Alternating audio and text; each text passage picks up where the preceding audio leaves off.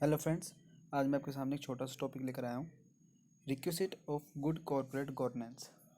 Basically इसका मतलब ये है कि हमें गुड कॉर्पोरेट गवर्नेंस पे क्यों जोर देना चाहिए। ये बेसिकली एक छोटा सा टॉपिक है जो कि प्रीवियसली आस्क भी हुआ है। ठीक है, तो हम इसको करते हैं। ये MCQ 3 का है फर्स्ट ऑफ ऑल। अब हम इसका आगे पढ़ते हैं। देखो, हम क्यों ज़ोर देना चाहिए।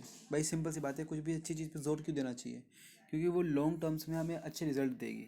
ठीक है, उसके एक प्रॉपर एक प्रिंसिपल होगा वो जिससे वो फॉलो होगी, गाइडलाइंस होगी प्रॉपर। जैसे मैंने बोला, proper system consisting of clearly defined rules, authority and responsibilities.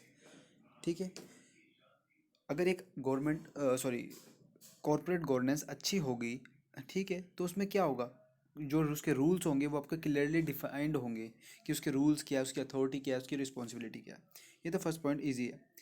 Principal and norms होंगे जो कि दिखाएंगे कि आपको भाई किस रास्ते पे चलना है, आप कहाँ तक जाओगे, क्या मिलेगा आपको। एक परफॉर्मेंस को मेज़र करने का एक तरीका, एक मापदंड। अब मैंने कहा कि कंपनी में बहुत सारे बंदे होते हैं, कोई ज़्यादा काम करता है, कोई अच्छा काम करता है, कोई बेकार भी करता है। ऐसे ज़रूरी नहीं कि सारे सारे एक ही लेवल के होते हैं, लेकिन उनको कितनी कितनी पेमेंट देनी है, उनका स्टैंडर्ड क्या है, वो किस पोस्ट पे काम कर रहे हैं, ये सब चीज़ों को करना एक गुड कॉर्पोरेट गवर्नेंस का एक पार्ट है। No insider trading. अब ये जो वर्ड है ना, इसका मतलब ये होता है, अब हमें पता है कि हम कंपनी के अंदर पैसा इन्वेस्ट करते हैं शेयर्स के थ्रू। ठीक है, लेकिन अगर आपको कोई एक ऐसी इन्फॉर्मेशन पता लग जाए कि भाई इस कंपनी के शेयर के प्राइस 2 दिन में 4 गुना बढ़ने वाले हैं, तो अब क्या करोगे। अब ज़्यादा से ज़्यादा, जितना ज़्यादा आज उसको खरीद सकते हो वो खरीदोगे आप। ठीक है, फिर बढ़ने के बाद बेच दोगे, और ये जेन्युइन इन्फॉर्मेशन है बेस्ड। ये जो इन्फॉर्मेशन लीक हुई है वो किसके कारण हुई है, जो अंदर बंदे बैठे हुए हैं। तो कहने का मतलब, अगर इस तरह की इन्फॉर्मेशन की शेयरिंग होगी तो ये एक बहुत ही घटिया चीज़ है, बहुत ही बैड इफेक्ट देगी कंपनी पे। बाकी जा रहे जितने भी लोग होंगे उनका नुकसान होगा। और ये एक तरीके से कोई भी लीगल नहीं है, ये इलीगल है। ठीक है, तो ये सब चीज़ें नहीं होनी चाहिए, इनसाइडर ट्रेडिंग नहीं होनी चाहिए। Proper system of guiding, monitoring and reporting and controlling. पता चल रहा है, साफ सीधी बात है।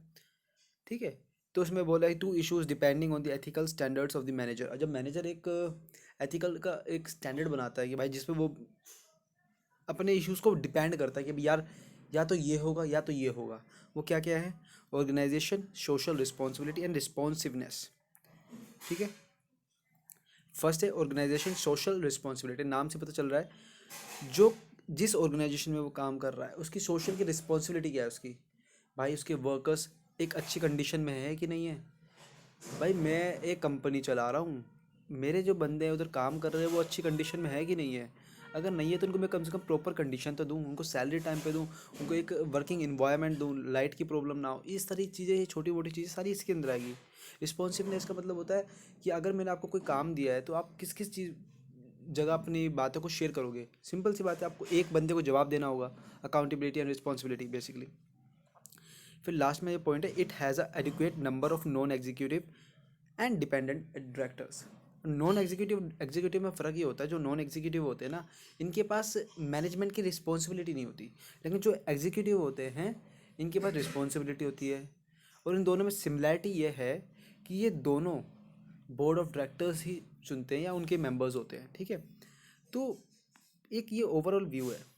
आपको कुछ नहीं करना। मैं ये नहीं कह रहा कि ये 100% क्वेश्चन रिपीट होगा, ये पहले आ रखा है, इसलिए आपको इसको ऐसे ऐसे टॉपिक्स जो है ना, इसको एक बार बस रीड मारना है। सही बता रहा हूँ, इसको रीड मारो। मैं आपको ये बोलता हूँ 40% चांस है इसके कि रिपीट आ सकता है ये भी। बट ये रिपीट हुआ है 2 से 4 बार, लेकिन मैं इतना नहीं कहूँगा कि इस हर बार होगा रिपीट या इस बार ये आएगा क्वेश्चन।